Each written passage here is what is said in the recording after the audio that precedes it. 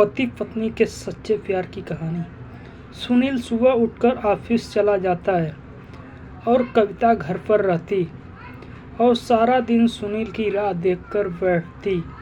सुनील जब घर आता तभी उसके साथ खाना खाती और दोनों खूब प्यार करते थे। एक पल भी दोनों अलग रहना नहीं चाहते थे। एक दिन सुनील ऑफिस से देर से घर लौटा। करीब रात के 11 बज चुके थे। आज कविता बहुत गुस्से में थी। सारा दिन सुनील की राह देखकर अभी तक कविता ने खाना नहीं खाया था। सुनील सीधा अपनी पत्नी के पास गया। बेडरूम में देखा तो कविता उदास होकर खड़ी हुई थी और आंखों में आंसू टपक रहे थे। सुनील कविता को अपनी बाहों में लेने वाला ही था, तभी कविता ने कहा, रुकिए सुनील, आप अभी आ रहे हैं? कितना टाइम हुआ? आपको पता है कि मैं आपके बिना एक पल भी दूर रह नहीं सकती। सारा दिन में आपके बिना कैसे रहती हूँ वह मेरा मन ही जानता है। अरे कविता, तुम तो नाराज हो गई। मेरी ब्यूटीफुल वाइफ, यह हमारा बिजनेस है, हमें हर दिन काम करना पड़ता है। इसमें नाराज होने की बात कहीं है? मानता हूँ कि मैं आज देर से आया हूँ, फिर से अब ऐसा कभी नहीं होगा। सॉरी यार। सुनील ने कविता से बहुत सारी माफ़ी मांगी, मगर सुनील को फिर भी माफ़ नहीं किया और दोनों आज खाना खाए बिना ही सो गए। दोनों को नींद नहीं आ रही थी। काफ़ी रात हो गई है, पर कहते हैं ना कि किसी का सच्चा प्यार छुपा नहीं रहता। दोनों अपने आप को धिक्कार रहे थे कि ये हम क्या कर रहे हैं। आज तक हमने कभी भी झगड़ा नहीं किया है। हम एक दूसरे से कभी अलग नहीं रहे हैं, क्योंकि हम सच्चे प्यार करने वाले पति पत्नी हैं। मन ही मन दोनों ऐसी बातें कर रहे हैं। ये सब सोचते सोचते कविता की आंखों से आंसू निकल पड़े।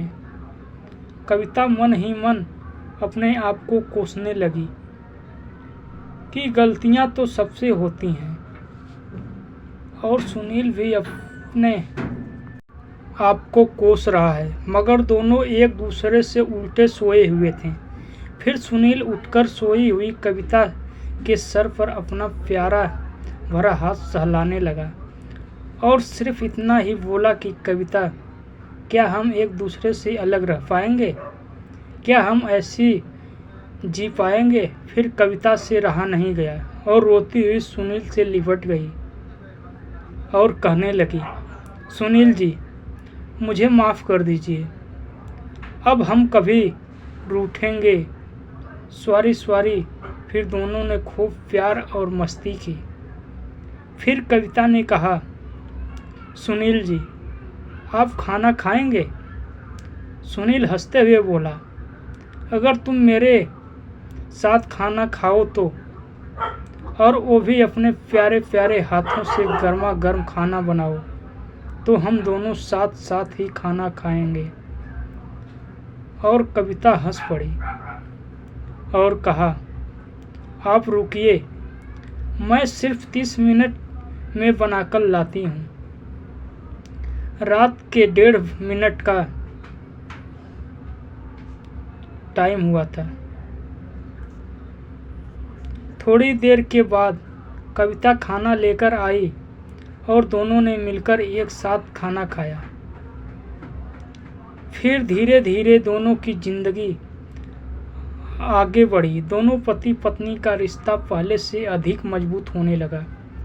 काफ़ी समय बीता, शादी को 5 साल हो गए थे, मगर अभी तक एक बच्चा नहीं हुआ था। दोनों अपने प्यार में इतने मग्न थे कि उन्हें पता ही नहीं था कि हमें अभी तक एक बच्चा नहीं है। एक दिन की बात है, सुबह उठकर सुनील ऑफिस जा रहा था तो अचानक फ़ोन बजा। कविता पास में ही खड़ी थी। फ़ोन कविता ने उठाया और बोली, हेलो। कौन? तो सामने से आवाज़ आई, हेलो कविता भाभी, मैं रोहन बोल रहा हूँ, सुनील का दोस्त। अच्छी है ना भाभी आप? कविता ने कहा, हाँ मेरे ठीक हूँ, आप कैसे हैं? रोहन ने कहा, हाँ मैं ठीक हूँ भाभी। आप सुनील को फ़ोन दीजिए। कविता ने फ़ोन सुनील को दिया और कहा, आपका दोस्त है रोहन। दरअसल रोहन के घर अपने बच्चे की खुशी में पार्टी रखी हुई थी और उन दोनों को पार्टी में इनवाइट किया था। सुनील ने ऑफिस जाना कैंसिल कर दिया और दोनों पार्टी में जाने के लिए तैयार हो गए।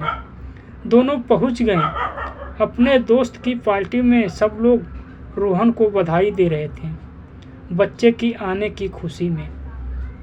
फिर कविता और सुनील ने भी रोहन को बधाई दी। तभी सुनील के दोस्त रोहन ने कहा, भाभी अब आप दोनों कब पार्टी देने वाले हैं?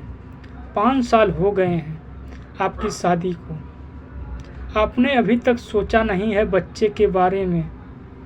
फिर पार्टी में आई हुई एक औरत बोली, शादी को हुए 6 साल बीत गए मगर अभी तक बच्चा नहीं है।